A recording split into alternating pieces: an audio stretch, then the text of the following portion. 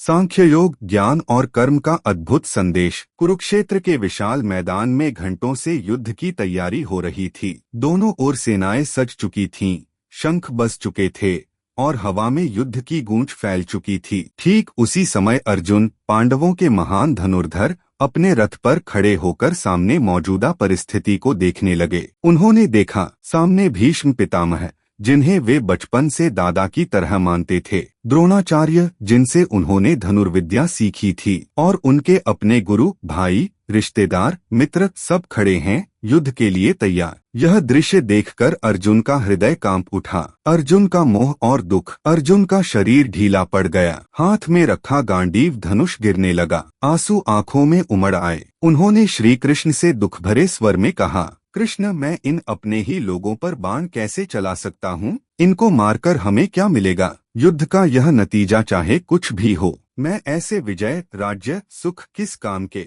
अर्जुन का मन उलझ गया। धर्म, रिश्ते, कर्तव्य सब धुंधला पड़ गया। उन्होंने कहा, कृष्ण, मेरा मन विचलित है, कृपा करके मुझे सही मार्ग दिखाइए। मैं आपका शिष्य हूँ, मुझे सिखाइए। कृष्ण का ज्ञान, आत्मा अमर है। श्री कृष्ण मुस्कुराए। उन्होंने अर्जुन को जीवन के सबसे गहरे रहस्य का ज्ञान दिया। कृष्ण बोले, अर्जुन, जिस शरीर को तुम मारने से डर रहे हो वह नश्वर है, परंतु आत्मा, वह कभी नहीं मरती। न उसे आग जला सकती है, न पानी भिगो सकता है, न हथियार काट सकते हैं। फिर उन्होंने कहा, जैसे मनुष्य पुराने कपड़ों को छोड़कर नए पहन लेता है, वैसे ही आत्मा पुराने शरीर को छोड़कर नया शरीर धारण करती है। अर्जुन ध्यान से सुन रहे थे।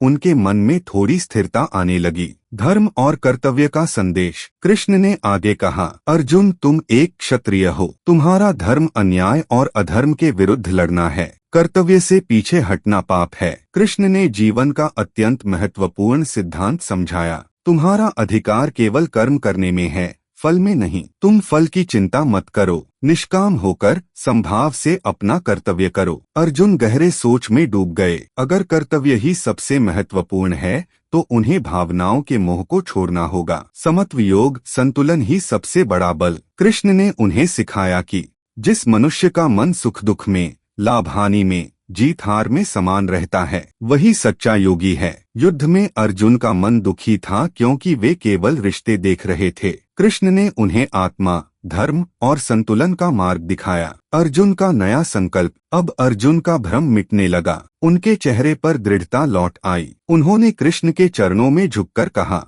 कृष्ण, मेरा मोह नष्ट हो गया है। मैं अब आपके बताए मार्ग पर चलने को तैयार हूँ। कृष्ण मुस्कुराए क्योंकि अब अर्जुन तैयार थे, न सिर्फ शारीरिक युद्ध के लिए बल्कि अपने अंदर के डर और भ्रम से भी लड़ने के लिए। अध्याय 2 का सार सरल शब्दों में। 1. आत्मा अमर है, शरीर बदलता है, आत्मा नहीं। 2. मृत्यु जीवन का सत्य है, जो जन्मा है वह मरेगा, जो मरेगा वह फिर जन्म लेगा। 3. कर्तव्य सबसे बड़ा धर्म है, भावनाओं के मोह से ऊपर उठकर कर्म करो। 4. फल की चिंता मत करो, कर्म करते जाओ, परिणाम भगवान पर छोड़ दो। 5. समत्व योग, सुख दुख में संतुलित रहना ही असली योग है। अध्याय 2 अर्जुन के मन को अंधकार से प्रकाश तक ले जाने की यात्रा है।